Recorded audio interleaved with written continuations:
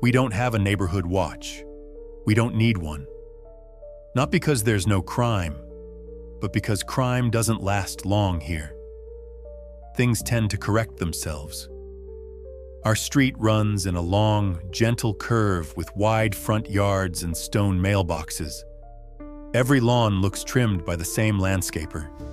Every house is perfectly painted, neatly lit. I'm 16 now. We moved here when I was 8. For years, I thought this place was dull, quiet, too quiet. Then I learned about the bellman. Every night at exactly 1:17 in the morning, the sound begins. Ding, ding, ding. 3 slow chimes.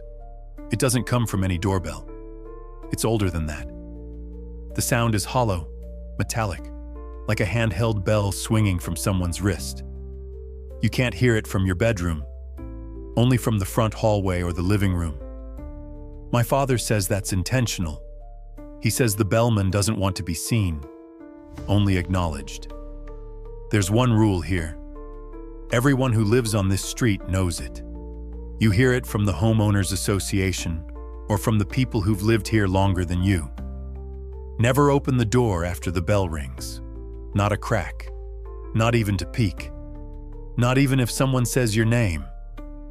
When I was younger, my parents told me the rule like it was a campfire story. They said it softly, seriously. I believed them for a while, then I didn't. Then I got older, and at 13, I nearly ruined everything. It was a week after my birthday. I couldn't sleep, probably still wired from staying up late all week. I wandered into the living room and sat near the window. That's when I heard it. Ding, ding, ding. The sound wasn't loud, but I froze. My skin went cold. I moved toward the window, curious. I didn't pull back the curtain, just leaned close. Then I heard the footsteps, soft and slow, not dragging, just calm and careful. Sandals, maybe, bare feet. They passed by the front of our house. I held my breath. The steps faded. Then there was nothing. I never told my parents. But the next morning, the house across the street was empty. Not for sale, not packed up. Empty. 2 cars still in the driveway. The lawn half mowed. The sprinkler timer running on schedule. But the family? Gone. The HOA sent out a message saying they had defaulted on their dues and vacated the property. My father read it with a bitter expression, then locked our mailbox. 3 nights later, the bellman came again. Ding, ding, ding. I stayed in bed. When I was 14, my father finally let me stay up and sit with him in the dark living room. He said lights could draw attention, and the bellman prefers not to be noticed. We didn't speak. We sat wrapped in blankets, not moving. At exactly 1:17, we heard it. Ding, ding, ding.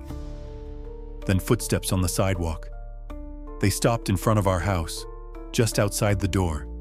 We didn't move, not a sound, not a breath. After a few seconds, the steps moved on. My dad waited another full minute before he whispered, "Never open the door," he said. "Not even if it sounds like me. Not even if it says your name." I didn't ask why. Not long after that, a new family moved in at the corner. Young couple, small child. They didn't come through the committee. No welcome basket, no casserole. Nobody even knocked. I asked my mom why. "They bought direct," she said, folding towels. "No one told them." "Told them what?" She looked at me. The rule. That Friday night, the bell rang again. Ding, ding, ding. And across the street, a light came on. Porch light. The door opened. Just a crack. Just enough to let out the glow from inside. Someone stepped forward. I couldn't see who. The porch light sputtered, then went dark. The next morning, the house looked the same.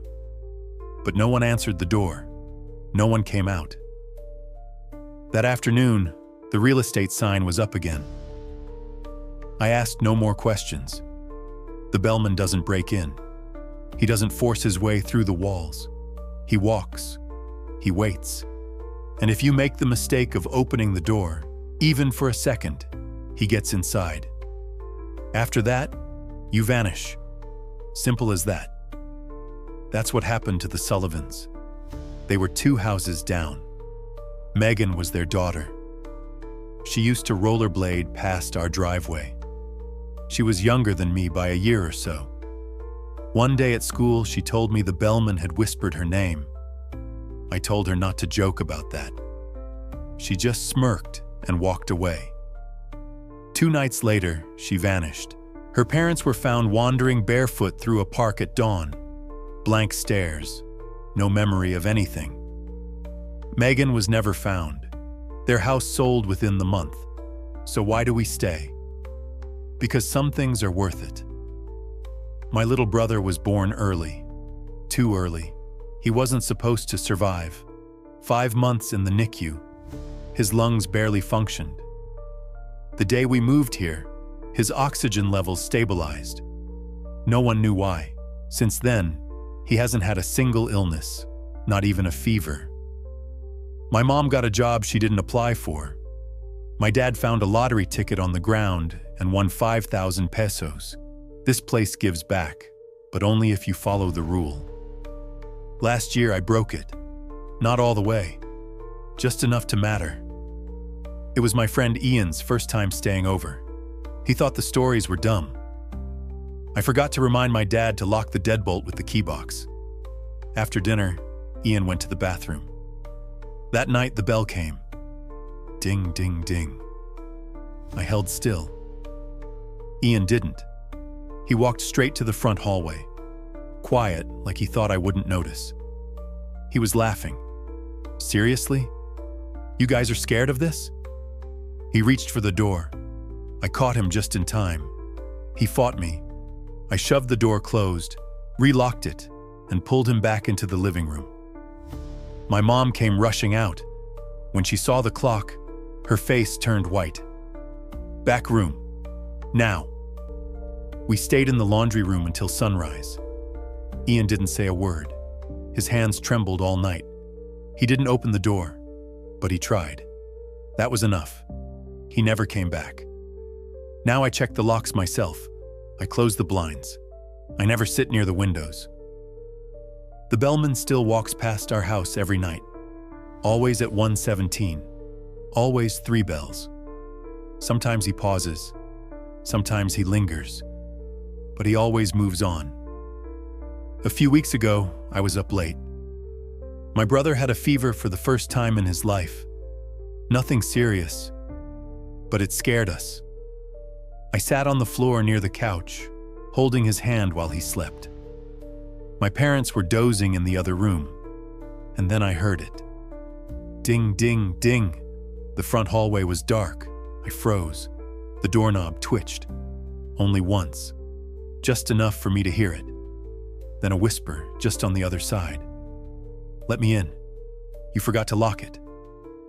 It sounded like my father. Exactly like him, I held my breath. The whisper came again, softer this time. It's okay. I'll keep you safe, I promise. Still my father's voice, but slower, hollow, wrong. I stood and backed away. The knob didn't move again, but I heard the footsteps, soft, slow, fading into the distance. I didn't sleep. The next day, I told my dad. He didn't say anything. He just nodded. Then he replaced the deadbolt with a double lock and gave me my own key. Now I carry it every night. I double-check the door myself, because the bellman walks past our house every night, and all he's ever waiting for is someone stupid enough to let him in.